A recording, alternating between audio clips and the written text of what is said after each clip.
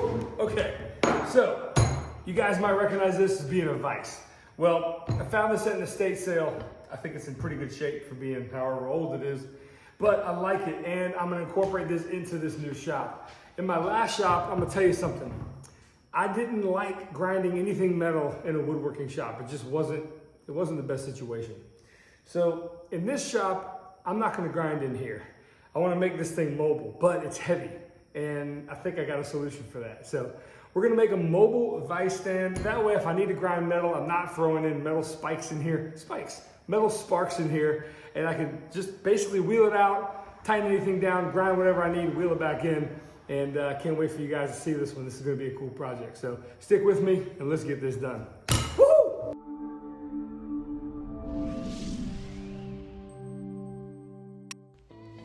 All right, so we're gonna start this off by cutting down some Baltic birch plywood. This is 3/4 of an inch in thickness, and all I'm doing here is I'm basically cutting a big box. Isn't that essentially what woodworking is? You know, we're just basically making boxes and a lot of things, but we make them to our will and we have a different result every time, and that's the beauty of it all. So at this point, I'm just gonna use a brad nailer to kind of make this box, and then I'm gonna reinforce it very heavily with some 1.5 and sometimes some 2-inch screws. Of course, countersunk as well.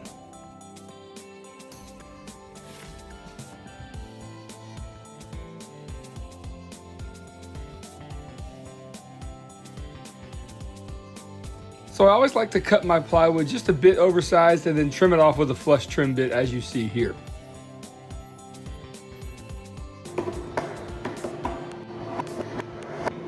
So you can see here I've cut a few strips and I'm assembling at the bottom of the box. This is going to be the base where the wheels are going to attach to.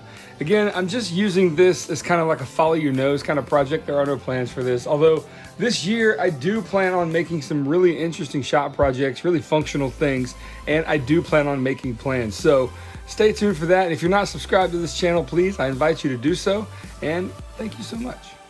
So after laminating 2 sheets of plywood here, I'm going to take them to the table saw with my miter gauge and put a 15-degree bevel on each piece.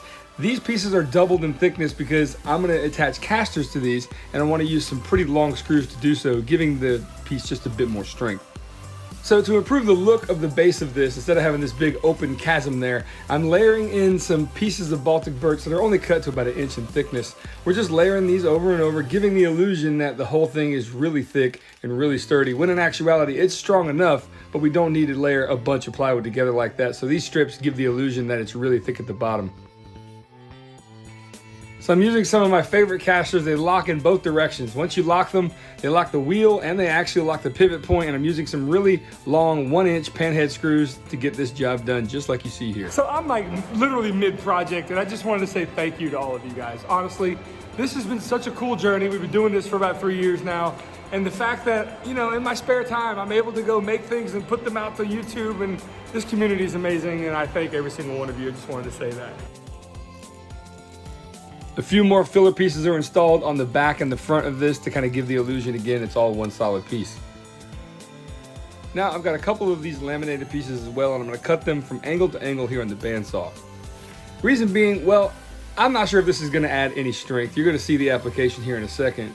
But at this point, I'm going to kind of sand everything down, making it nice and flush. We're going to use the glue and CA glue trick, both glues at the same time. The CA glue holds it in place like a clamp, and then the wood glue really is there for strength. And I'm just putting these kind of corner supports or corner braces on the ends.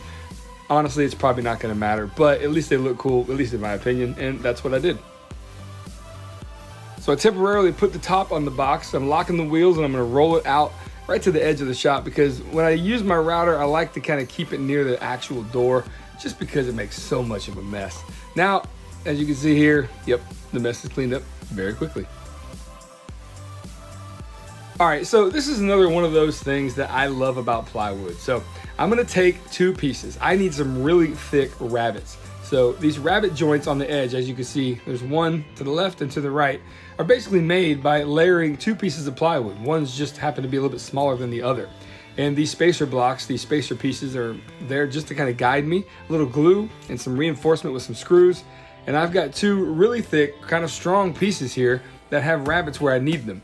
And at this point, I'm gonna cut some more because I need to actually join those rabbets with 2 other pieces that are gonna be the left and right sides of the actual riser that's gonna hold the vise. So same process as before. Make sure everything's lined up with the spacers.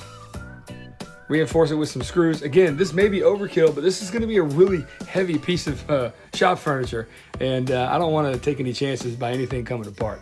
So if you're going to use a spade bit on a drill press, don't use one that actually wants to drive itself through by being threaded, okay? I struggled through this, just to let you know. So now it's time for some assembly of this riser, and these rabbets, these makeshift made up rabbets by layering plywood, really make this job a lot easier, and of course a lot stronger as well.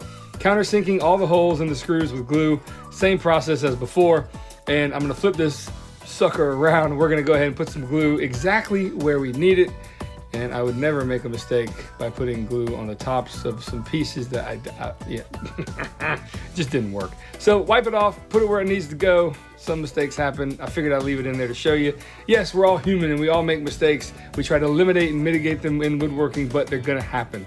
Death, taxes, mistakes in woodworking, that should be the saying.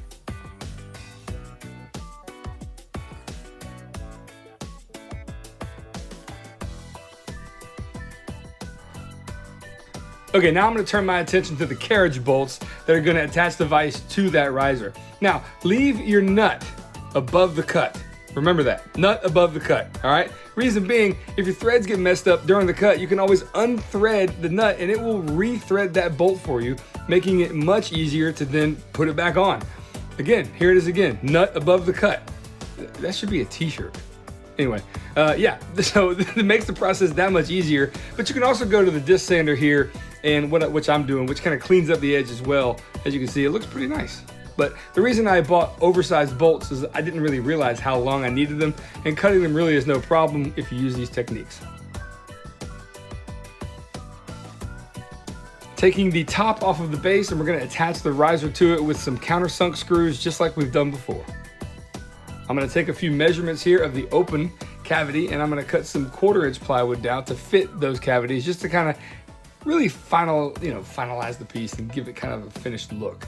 As you can see, I'm ready to go for spray paint. I've got my Lazy Susan set up on an apple box and my 2 panels off to the left. This is massive, a massive can of spray paint. It has a 10-inch fan, and it is from Rust-Oleum. They're at your local big box store. You can see them, I believe they're called Turbo, and they really put a coating of spray paint on very fast. Now, let's add the Did I not make the box the right size? No, I did. It's all good, ladies and gentlemen, no problem. We're just gonna put this in here. These are 60-pound bags of concrete that I'm just gonna layer in there to make this thing as heavy as possible, and then simply reattach the top.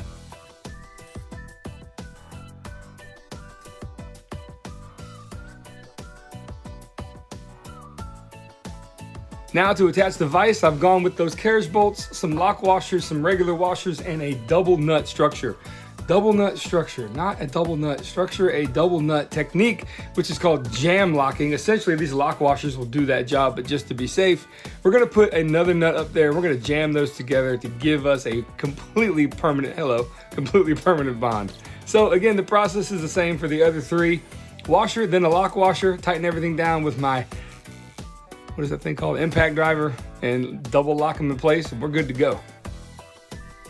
All right, now to close everything up, these last panels are dry, and we're just gonna attach them with some brads, no glue. Just in case I gotta get in there, I could just pry these off, no problem. So the benefits of being married to a crafty woman, my wife hooked me up by cutting the stencil out on her Cricut or Silhouette on some really high gloss sticker paper. And again, thank you, honey. This is really cool. This kind of adds to the piece to me. Actually, I think it completes it. It's a real conversation starter. And also it just gives it such a cool vibe. What do you think? Now, after a little bit of spray lacquer, 2 coats, finally, let's check this thing out.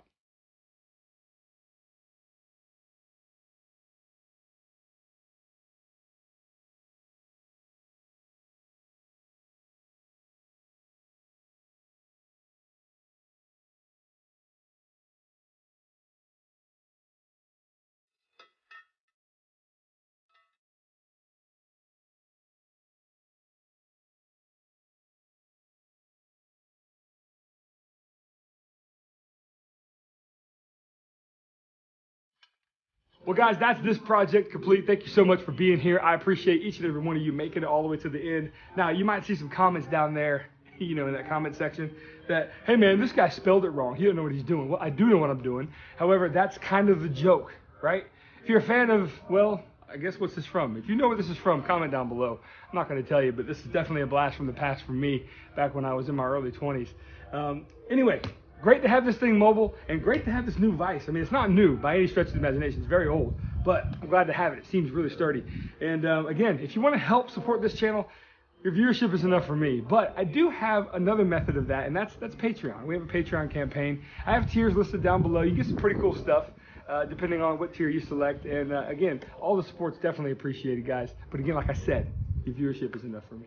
All right, my name's Chris. I'm gonna get out of here. Y'all, thank you so much for being here, and we'll see you on that next project. Oh, and by the way, next video I put out is gonna be kind of a shop update, what I'm doing, how the walls are coming along. So stay tuned for that next week. Y'all take care. Have a great day.